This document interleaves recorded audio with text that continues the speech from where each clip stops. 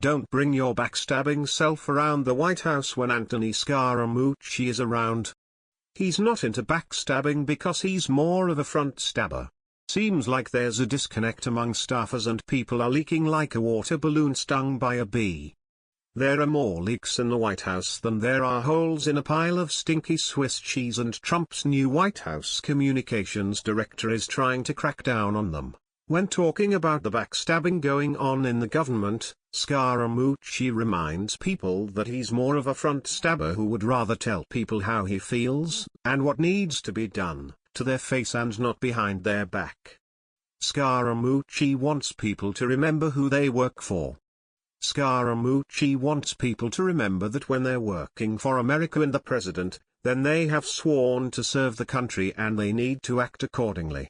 Scaramucci isn't afraid to fire everyone who doesn't fall into line with the way things are going in Trump's White House. President Trump's new White House communications director, Anthony Scaramucci, dismissed any talk of backstabbing while he is in charge of the press department. He says he is more of a front-stabbing guy. Appearing on Fox and Friends on Wednesday, Scaramucci slammed the culture of backstabbing in Washington and pledged to be more upfront with his management style. "What I don't like about Washington is that people don't let you know how they feel," Scaramucci told the Fox hosts. "They're very nice to your face, and then they take a shiv or a machete and stab you in the back. I'm a Wall Street guy and I'm more of a front-stabbing person, and I'd rather tell people directly how I feel about them than this sort of nonsense." He added. Scaramucci mentions the beef between Attorney General Jeff Sessions and President Donald Trump. He wants them to handle their business on their own and let them work things out.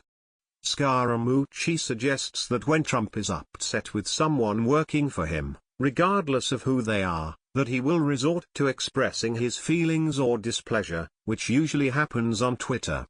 Scaramucci then reminds people to remain loyal and remember who they work for, but not be afraid to tell the president how they feel. Don't hold back when there's a disagreement. Comparisons were made between government and sports teams.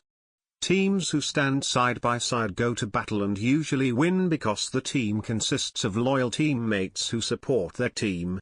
Sports teams fail when the people on the team are not playing like a team. It affects the entire team when one person slacks off or does things for their own benefit. That can't happen in Washington because America needs its government to work together and make America great again. His style may mesh quite nicely with Donald Trump's famously pugnacious, Big Apple demeanor of getting right to the nub of the matter from the start.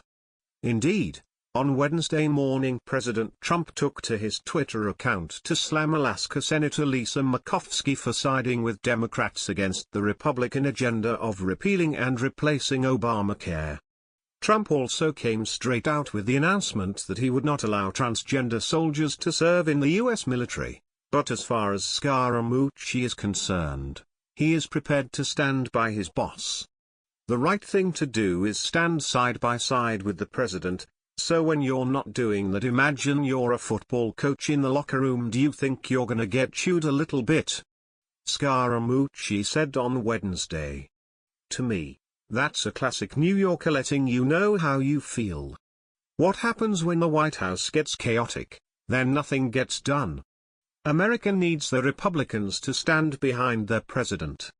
They also need the Democrats to be more cooperative and open-minded.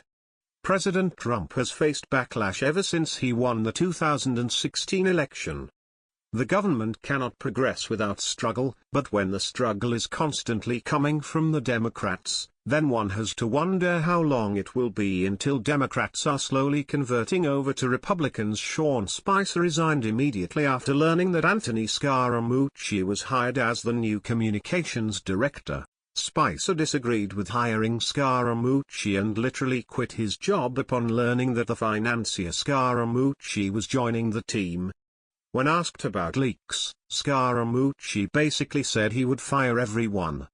He also resorted to state that it was nearly impossible to stop all leaks. It seems like there will always be someone, somewhere, who will leak information for the right or wrong reasons. It's the leaks in the White House that could lead to a decline in progress.